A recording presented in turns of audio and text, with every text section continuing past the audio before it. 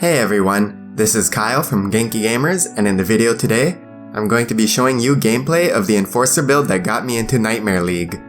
This build is moderately aggressive and is built around the flare gun, sniper, and swift torpedo. The reason I love this build so much is due to its flexibility in a wide variety of situations, so hopefully you'll give it a try and find success with it as well. Here's the build progression that I recommend from Mark 1 to Mark 6. But feel free to mix things around based on the items you have. One common change to make is to replace the sniper with a blast cannon, but for now, I use the sniper because it is a very strong weapon and it allows you to fight from a safe distance.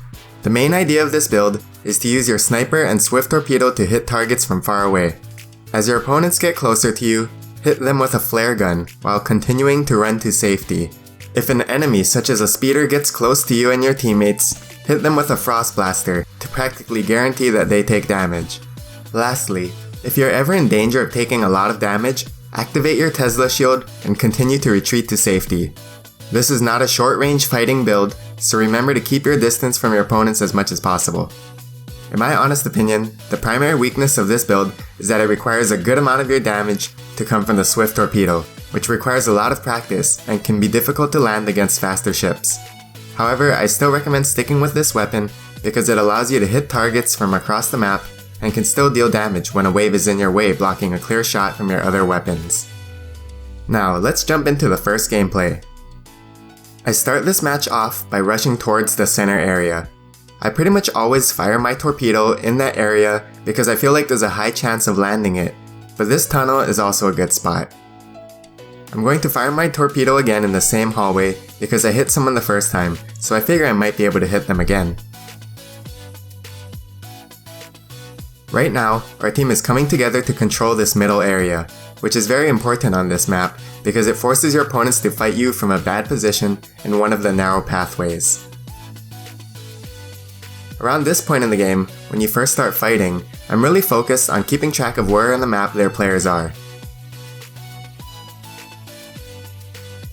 Here, being too close to this barricade was a big mistake, considering which side my opponents are hitting me from. But after realizing my mistake, I quickly overboosted to the other barricade that would protect me from everyone on the other side of it. It's always good to consider how you can use the map to help you win a fight.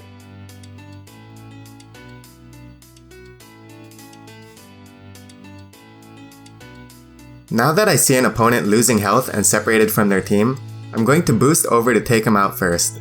Always look for opportunities like this, where certain players are not in a good spot. Here, I simply hit him with my flare gun, sniper, and finish the kill with my torpedo.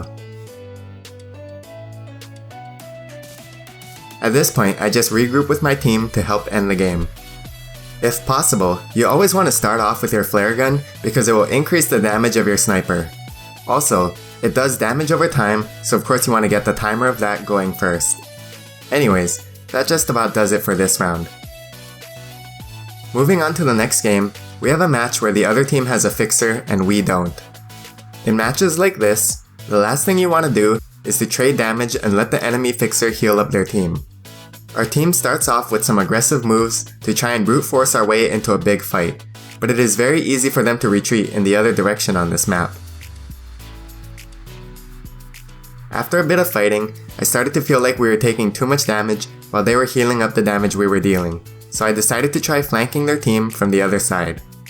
Flanking is an incredibly risky strategy that takes a lot of experience and should only be done when the situation calls for it. My goal here isn't to come in from behind and take everyone out, because they can very quickly turn around and take me out first. What I'm really trying to do is annoy them from the other side so they have nowhere to run and have to focus on fighting from two different directions. You can already see their team getting trapped into a small area of the map and taking heavy damage for it. At this point, their speeder is separating from their team to escape, and I know I'm strong enough to take him out in a one-on-one fight. If they send anyone else to help take me down, they're just about guaranteed to lose the fight on the other side of the map, which is exactly what happens. All that's left is for my teammates to clean up the easy kills and end the game. This final replay will be on Wayward Pains. I start out firing from a safe distance while watching how our team is positioning. I found the defender pretty far away from the rest of his team, so I'm going to focus on dealing damage to him first. Take note of how you can use the cover of walls while your weapons are reloading. Once my Tesla shield is back up, I activate it and go back to dealing damage. The moment I see the shield starting to get shot, I'm already running away to avoid taking damage. Here you can see the Frost Blaster in action. I slow down their Enforcer enough for 2 of my teammates to land their heavy hitting shots at the same time and take the Enforcer down.